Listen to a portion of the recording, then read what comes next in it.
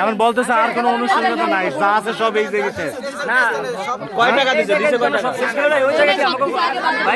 কয় টাকা দিছে? কয় টাকা? এইটা একটা কত হইলো?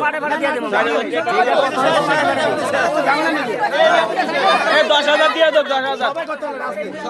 আর কোনো ঝামেলা নাই।